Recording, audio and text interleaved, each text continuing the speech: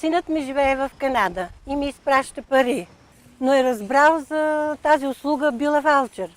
Получих СМС код за този ваучер. Сега влизам да проверя на касата, да го взема и ако имам нужда да пазарувам.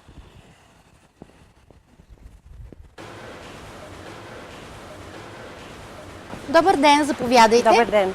Имам Била Ваучер от Канада, сина ми изпрати с СМС, с код. Бихте ли проверили? Да, разбира се, става много бързо и лесно. Бихте ли ми продиктували вашият 8-цифрен код? 39 559 333. Вашият Била ваучер ще бъде зареден с 200 лева. Да, благодаря ви. Може ли вашата лична карта? Да, заповядайте. Благодаря ви.